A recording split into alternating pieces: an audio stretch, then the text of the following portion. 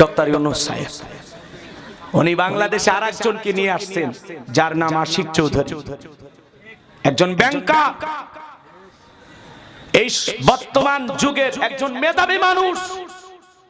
বাংলাদেশকে আগামী 2035 সালের মধ্যে পৃথিবীর উন্নত রাষ্ট্রগুলোর মধ্যে একটা দেশ বানানোর জন্য যে স্বপ্ন তিনি দেখাইতেছেন, আলহামদুলিল্লাহ, ওনার পরিকল্পনা যদি বাস্তবায়ন করা যায়, ওনার পরিকল্পনাকে যদি কাজে লাগানো হয়, মনে রাখবেন বাংলাদেশ সিঙ্গাপুর হইতে আর দেরি হবে না ইনশাআল্লাহ।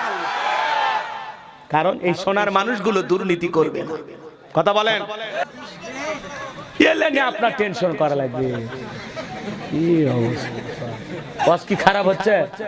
স্লিপ দেন। হ্যাঁ, স্লিপ দেওয়ার কারণ কি?